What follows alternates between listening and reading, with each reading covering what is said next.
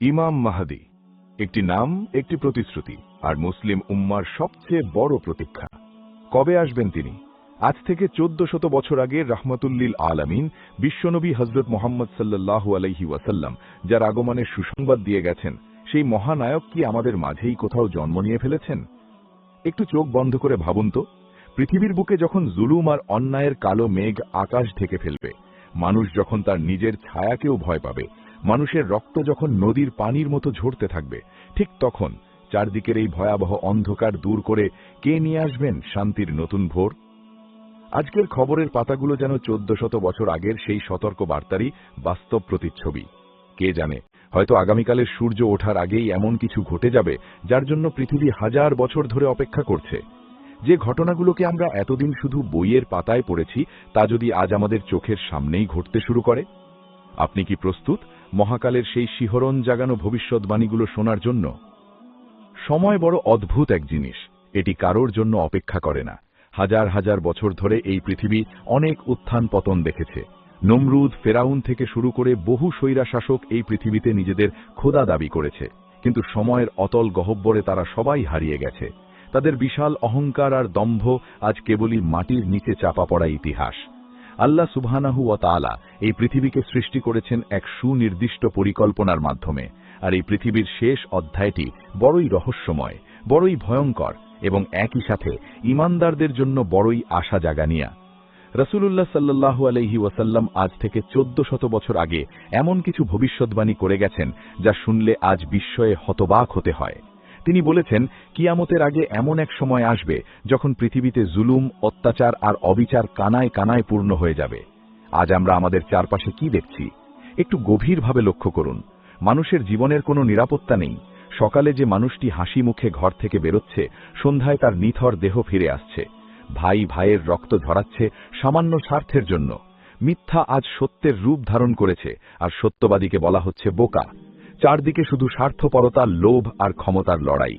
ঠিক এই ঘোর সংকটের মুহূর্তেই যখন পৃথিবীর প্রতিটি কোণা থেকে মজলুমের কান্না আর আর্তনাদ আল্লাহর আরশ পর্যন্ত পৌঁছাবে, তখন আল্লাহ এই পৃথিবীতে পাঠাবেন তার এক বিশেষ বান্দাকে, যিনি এই পৃথিবীকে ঠিক ততটাই ন্যায় ও ইনসাফ দিয়ে ভরিয়ে দেবেন যতটা অন্যায় আর অত্যাচারে তা ভরে গিয়েছিল। মাহদী এই শব্দটির অর্থ হল যিনি হেদায়েত প্রাপ্ত বা যাকে সঠিক পথ দেখানো হয়েছে। তিনি কোনো নবী বা রসুল নন, বরং তিনি হবেন উম্মতে মুহাম্মাদেরই একজন সাধারণ মানুষ, কিন্তু তার মর্যাদা হবে অতুলনীয়। অনেকের মনেই প্রশ্ন জাগে, কে এই ইমাম মাহদী? দেখতে কেমন হবেন তিনি? তার পরিচয় কি?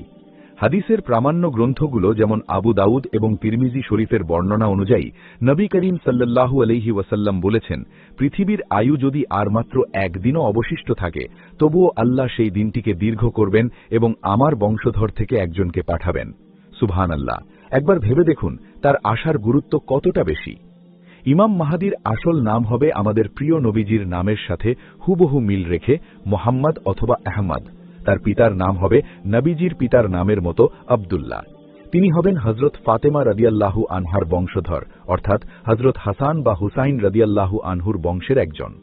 তার শারীরিক গঠন সম্পর্কে হাদিসে এত সুন্দর বর্ণনা দেওয়া হয়েছে যে শুনলে মনে হয় যেন চোখের সামনে তার ছবি ভাসছে। তিনি হবেন প্রশস্ত ললাট বা চওড়া কপালের অধিকারী। তার নাক হবে খাড়া এবং সুন্দর। তার চেহারায় থাকবে এক ঐশ্বরিক নূর বা আলো, যা দেখলে যে কারো মন শান্ত হয়ে যাবে। তিনি যখন কথা বলবেন তখন তার কথায় থাকবে এক জাদুকরী প্রভাব। পৃথিবীর সমস্ত মানুষ তার দিকে এমনভাবে আকৃষ্ট হবে যেমন তৃষ্ণার্ত মানুষ মরুভূমিতে মিষ্টি পানির দিকে ছুটে যায়। তিনি প্রথম দিকে নিজেই জানবেন না যে তিনি মাহদী, কিন্তু আল্লাহ এক রাতেই তাকে এই মহান দায়িত্বের জন্য যোগ্য করে তুলবেন। কিন্তু তিনি কবে আসবেন? এই প্রশ্নের কোনো নির্দিষ্ট তারিখ বা সাল হাদিসে উল্লেখ নেই। তবে তার আগমনের আগে পৃথিবীতে এমন কিছু ঘটনা ঘটবে যা দেখে ঈমানদাররা বুঝতে পারবে যে সময় ঘনিয়ে এসেছে। সেই লক্ষণগুলো বা আলামতগুলো কি? যদি আপনি আজকের দুনিয়ার দিকে তাকান, তবে আপনার গায়ের লোম খাড়া হয়ে যাবে, কারণ সেই লক্ষণগুলোর বেশিরভাগই আজ আমাদের চোখের সামনে একেবারে দিনের আলোর মতো পরিষ্কার। রাসূল সাল্লাল্লাহু আলাইহি ওয়াসাল্লাম বলেছিলেন, কিয়ামতের আগে সময় খুব দ্রুত চলে যাবে। বছর হবে মাসের মতো, মাস হবে সপ্তাহের মতো, আর সপ্তাহ হবে দিনের মতো। আজ কি আমরা তা অনুভব করছি না? সময় যেন হাতের মুঠো গলে বালির মতো বেরিয়ে যাচ্ছে। জীবন থেকে বরকত উঠে গেছে। তিনি আরও বলেছিলেন, আরবের মরুভূমি পুনরায় চারণভূমি এবং নদীতে পরিণত হবে। বিজ্ঞানীরা আজ অবাক হয়ে দেখছেন যে সৌদি আরবের শুষ্ক মরুভূমিতে আজ সবুজ ঘাস গজাচ্ছে, বরফ পড়ছে, নতুন নতুন নদীর সৃষ্টি হচ্ছে। বেদুইন বা রাখালরা যাদের পায়ে পড়ার মতো জুতো ছিল না, তারা উঁচু উঁচু দালান নির্মাণের প্রতিযোগিতায় লিপ্ত হবে। আজ মধ্যপ্রাচ্যের দিকে তাকালে আপনি আকাশচুম্বী দালানের যে প্রতিযোগিতা দেখেন, তা কি সেই 1400 বছর আগের ভবিষ্যৎবাণীরই বাস্তব প্রমাণ নয়? আর সবচেয়ে ভয়ঙ্কর আলামতগুলোর মধ্যে একটি হল ফোরাত নদী বা ইউফ্রেটিস নদীর পানি শুকিয়ে যাওয়া। হাদিসে এসেছে, ফোরাত নদী তার গর্ভ থেকে একটি সোনার পাহাড় বের করে দেবে, আর মানুষ সেই সম্পদের জন্য এমনভাবে যুদ্ধ করবে যে প্রতি 100 জনের মধ্যে 99 জনই নিহত হবে।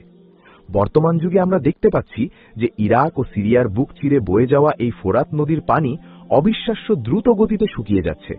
এর নিচে কি লুকিয়ে আছে তা নিয়ে আজ সারা বিশ্বের পরাশক্তিগুলোর ঘুম হারাম হয়ে গেছে। আর এই সমস্ত ঘটনার চরম পর্যায়ে যখন সারা বিশ্বে একটি মহাযুদ্ধের দামামা বাজতে থাকবে, যখন কোনো পরাশক্তি আর বিশ্বকে নিয়ন্ত্রণ করতে পারবে না, তখন শুরু হবে সেই আসল ঘটনা। আরব ভূখণ্ডে ঘটবে এক বিশাল রাজনৈতিক পট পরিবর্তন। একজন খলিফা বা শাসকের মৃত্যুর পর ক্ষমতা নিয়ে চরম বিরোধ দেখা দেবে। সেই সময়ে মদিনায় অবস্থান করবেন একজন সাধারণ মানুষ। তিনি জানবেনও না যে তিনিই সেই কাঙ্ক্ষিত ইমাম মাহদী। যখন তিনি দেখবেন যে মানুষ তার কাছে নেতৃত্ব চাইছে, তিনি ভয় পেয়ে যাবেন। তিনি ক্ষমতা চান না, তিনি দুনিয়ার মোহ থেকে মুক্ত। তাই তিনি এই বিশাল দায়িত্ব থেকে পালিয়ে বাঁচতে চাইবেন।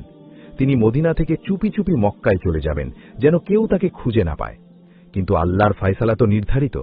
মক্কায় পবিত্র কাবা শরীফের হাজারে আসওয়াদ এবং মাকামে ইব্রাহিমের মাঝখানে কিছু শত পরহেজগার মানুষ তাকে চিনে ফেলবে।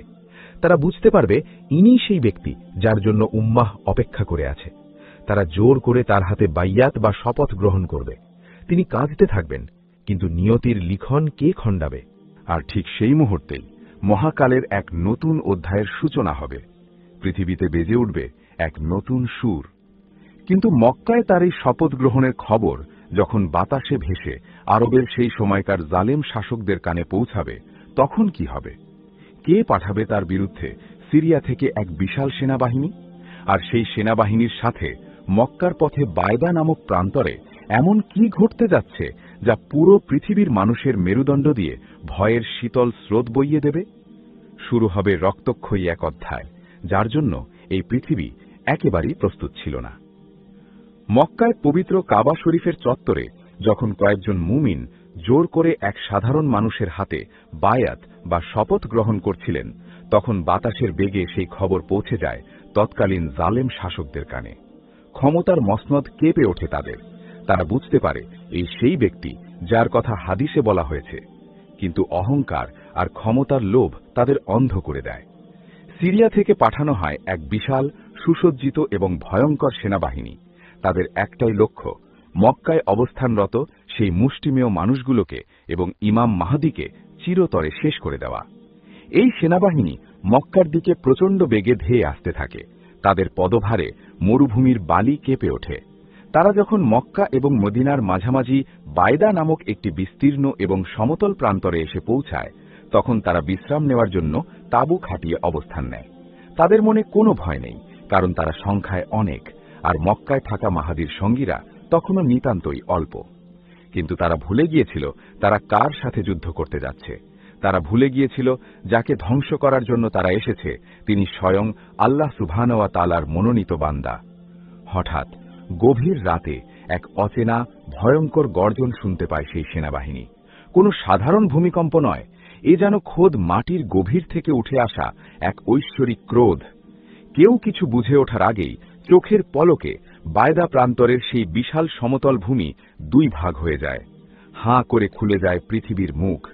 মুহূর্তের মধ্যে সেই বিশাল অহংকারী সেনাবাহিনী তাদের অস্ত্রশস্ত্র, যানবাহন আর অহংকার সহ মাটির নিচে তলিয়ে যেতে থাকে। তাদের বাঁচার আর্তনাদ, চিৎকার আর হাহাকার মরুভূমির রাতের নীরবতাকে চিরে ফেলে, কিন্তু কেউ তাদের বাঁচাতে আসে না। মাটি তাদের সবাইকে গিলে ফেলে এবং তারপর আবার আগের মতো সমতল হয়ে যায়, যেন সেখানে কোনোদিন কোনো সেনাবাহিনীর অস্তিত্বই ছিল না। হাদিসের বর্ণনা অনুযায়ী এই বিশাল বাহিনীর সামনের এবং পেছনের মাত্র একজন বা দুজন লোক বেঁচে যাবে। তারা সেই ভয়াবহ দৃশ্য দেখে পাগল প্রায় হয়ে ছুটে যাবে মানুষের কাছে। তারা গিয়ে সারা বিশ্বকে জানাবে যে কি ভয়ঙ্কর পরিণতি হয়েছে তাদের সেনাবাহিনীর। এই ঘটনাটিকে ইসলামিক ইতিহাসে খাস আল বায়দা বা বায়দা প্রান্তরে মাটি ধসে যাওয়ার ঘটনা বলা হয়। যখন এই মাটি ধসে যাওয়ার খবর চারিদিকে ছড়িয়ে পড়বে, তখন সারা পৃথিবীর মানুষের বুঝতে আর বাকি থাকবে না যে মক্কায় যিনি আত্মপ্রকাশ করেছেন তিনি আর কেউ নন, তিনি স্বয়ং ইমাম মাহদী। এই খবর শোনার পর এক অদ্ভুত শিহরণ বয়ে যাবে সারা পৃথিবীর মুমিনদের অন্তরে। যারা এতদিন অন্ধকারের মাঝে আলোর প্রতীক্ষায় প্রহর গুনছিল, তাদের চোখ থেকে অঝরে আনন্দাশ্রু ঝরতে থাকবে। সিরিয়া থেকে, ইরাক থেকে, ইয়েমেন থেকে এবং পৃথিবীর আনাচে কানাচে থেকে আল্লাহর নেককার বান্দারা, যাদেরকে হাদিসে আবদাল এবং আসাইব বলা হয়েছে, তারা সবকিছু ছেড়ে মক্কার দিকে ছুটতে শুরু করবে। তাদের কারো পায়ে হয়তো জুতো থাকবে না, কারো কাছে হয়তো সফরের কোনো সম্বল থাকবে না, কিন্তু তাদের বুকে থাকবে